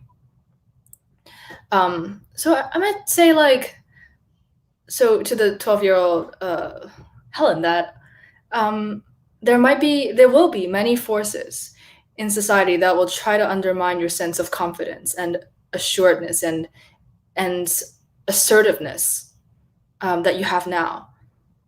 But just remember that inner strength, really. It sounds cliche, but really, like, I was a tomboy when I was small. I've always been a tomboy. All my friends are boys, and I didn't care anything about, you know, like really, like some people thought I was a boy when I was really tiny. But then, you know, when puberty hit, there was all this. I'm sure it's way it's a way bigger social phenomenon of body image and what a woman should be like. Right. All this gender expectation and all that can undermine that had in a way undermined that. But to remember that, and it's okay to, I guess I'll tell the 12-year-old that of course sometimes you would feel lost or not strong, but remember that there's this inner strength, really, That's and beautiful. possibility to challenge those No. institutions, No, that is beautiful. It's or really even well change put. it. I think that all humans should go along with what you just said and suss that out. It's amazing, and it's interesting how people address that question. Because they're usually like, everything's going to be okay. You're doing a good job. It's just this interesting pattern on a lot of my questions. How 80% of them are answered a certain way, and that's why I keep doing them, is because if I ask 50 questions, inevitably each person's going to answer one like it's never been answered, and it's okay if there's this universal, like this question is, on what occasion do you lie? On what occasion do I lie? When it hurts more people and harms more, to be honest. Yeah. Yeah, it was amazing because, like, the foremost philosopher of Canada last week, I asked him and he goes, I don't lie. Now, everybody knows everyone lies, but I felt it was so Who is that again? Say it again. Who is that again that you Oh, it was Mark Kingwell. He's really an amazing. You can watch all these questions I asked you, I asked him. It's an amazing one.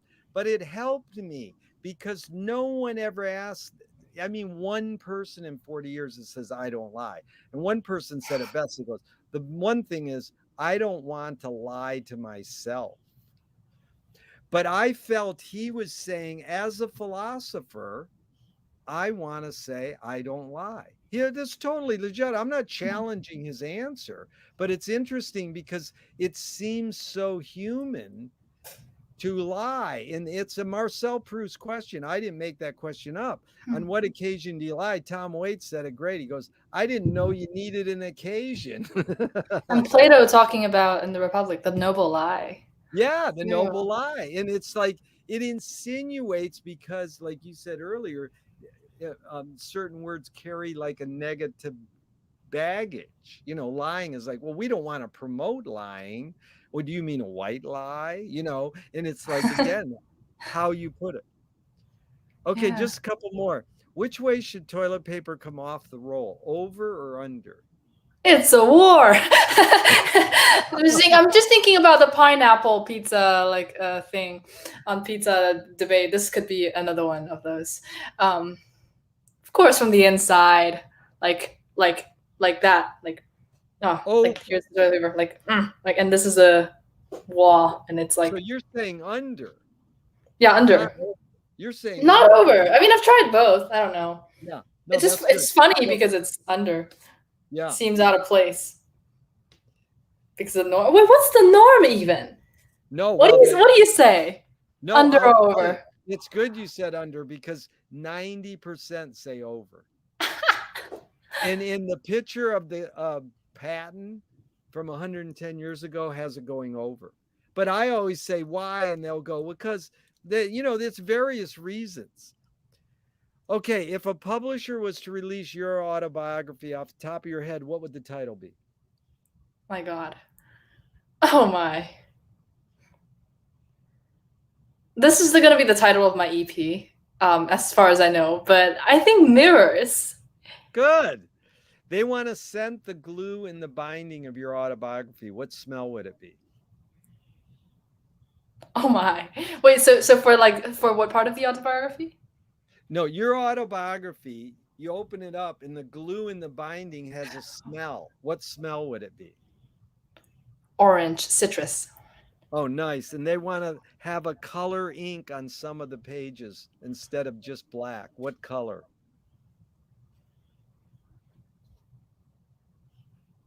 Such a great question. I'm overthinking. Rainbows. Like What rainbow is it? color. Like rainbow color. Oh, rainbow color. Beautiful. If a statue was built in your honor, where would you want it displayed and what would it be made of? Wait, where would you want it displayed and what would it be made of? Yeah. They're making a statue of Helen. Where is it displayed and what is the statue made of? I'm thinking Play-Doh. Oh, Play-Doh. You can always twist it, or some kind of like thing where like anyone can change it. Yeah. Where where is a really good question. I don't know. I don't really know. I don't know. The most intuitive answer is MoMA, a Play-Doh statue as contemporary art. LOL. MoMA's But really I don't know. cool. I like MoMA. I love MoMA. It just challenges what art is to me. MoMA's the best. Okay. And so here's tell me something good you never had and you never want. Something good that you never had and never want. Never want. Yeah, it's good you never had it, but you never want it. And it's good. Wow, this is really hard.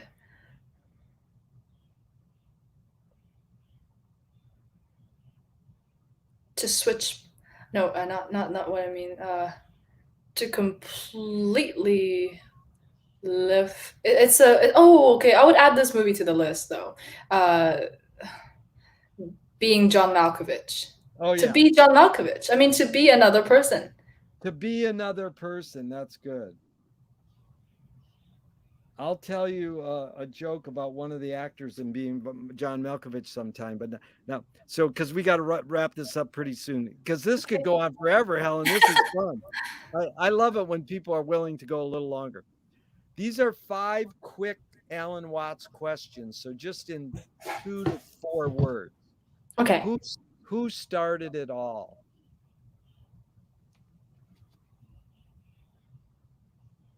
Does it have to be like a person? Nope, it doesn't have to be anything. You can just off the top of your head, who started it all? Consciousness. Oh, nice. Are we going to make it?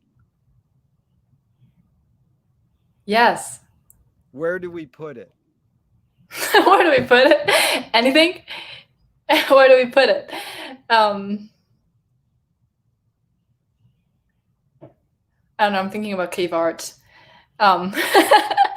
Feeling like in a cave or something. That's good. Who's cleaning it up?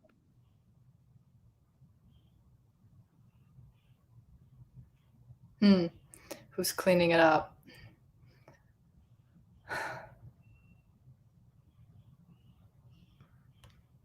My mind is wandering to this whole power dynamic situation. That's very problematic. Lower parts of the hierarchy. Yeah, that's heavy. Is it serious? Always half serious. Half serious. Yeah, like Frank says, I'm serious about being not serious. Oh, that's so evident in his work. Oh my God. Okay, just a couple more. This one is Joseph Beuys, great artist, said, make the secrets productive. Lou Welsh, beat poet, says, guard the secrets, constantly reveal them. But as Thornton Wilder in 1928, he nailed it. Art is confession. Art is the secret told. But art is not only the desire to tell one's secret, it's the desire to tell it and hide it at the same time. You've laid your cards on the table for 2 hours. I'm not insinuating by asking this that you haven't answered it. What's it really all about for you? Art? A-R-T? Wait, like, is the question, what is art all about for me? No, what is it all about for you? So it can be, you can decide what you want it to refer to. When I say it, it's sort of like, what is life all about for you? What is it all about for you? I mean, it could imply it, or it could mean what is art all about for you, but it's sort of like the way I set up the questions with Mhm. quotes sort of insinuates that's the theme for people who are listening close like you. But, you can put it in the context you want. It's like, do, does, are you, is that sort of like what we're doing in our lives? Are we, is is art or is life the desire to tell one's secret and hide it at the same time? Are we capable of doing that, or Take it away, yeah. are we always just trying to lay our cards on the table and reveal everything? I'll give you one more example I love is Bob Okay. Dylan said, "Never tell anyone everything you know." So he learned that from the Bible. I always go, that's what, but like when I meet someone like you and I start talking, I want to tell them everything I know, so we can like get on this ground of communication. But you can't do that. It's not possible. And so there's always something, whether it's called a secret or a hidden psychic effect or you know, something that's unrevealable. Like, if we had Frank here I'm right now. thinking of dreams right now. Yeah, Sorry. go ahead.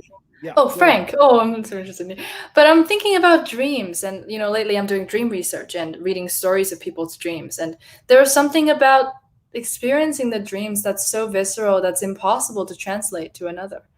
Yeah. There's always going to be something that's just impossible to be revealed. Like there's always going to be, or there's almost always going to be, let's say, limitations in communicating. And what makes me so drawn to art is that still we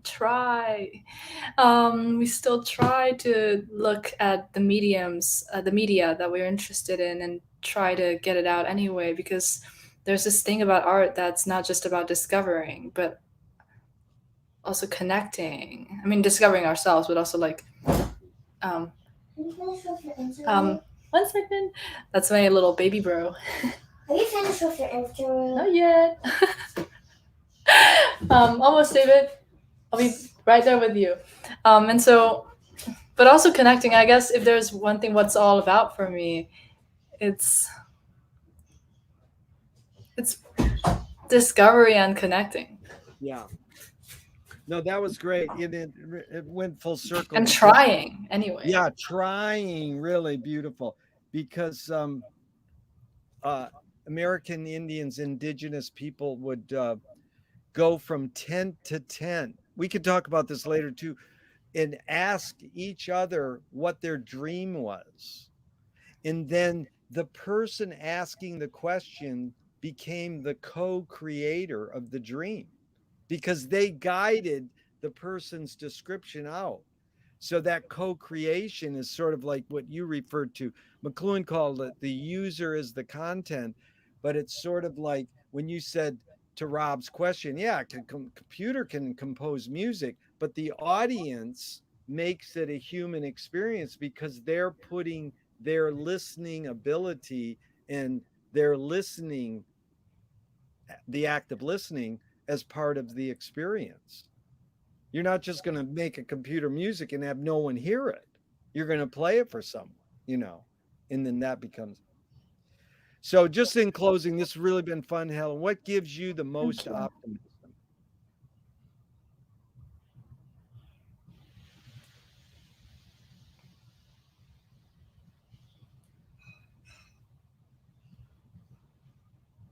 The realization that whatever limitations, I mean, this creative cliche really, that in limitation there is so much possibility. And I'm thinking that in relation to humanity, a lot of the time, like there are many reasons to feel like the darker spectrums of our humanity can rid us of hope, and yet there's also this like belief in, there's also this capacity for redemption and for goodness. I think it's just the infinite finiteness of humanity that gives me so much hope. This possibility of human. That's beautiful. Zappa produced an album by the jazz shaman Lord Buckley, and his main line was "Dig Infinity." Wow. And so, wow, double so meaning. much. Yeah. Also, what you evoked totally was turn a breakdown into a breakthrough. That it's literally possible to do that. Wow.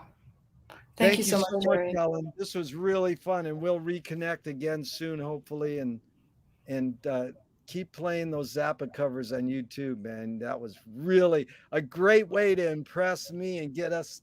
That's what hooked us up. You did really good with that. And thank you so much for checking it out. It means the world to me to also just meet you and hear what you have to say. At some point, I'm just really curious as to what your answers to these questions are. There's several interviews with me where I answer a lot of them, but I can tell you more. In a lot of times in my other interviews, I'll throw in a little myself too. But thank you, Helen. Really fun. Thank you, Gerry. All right. Bye. Thank you. Take lots of care. Okay, you Bye. too. Bye.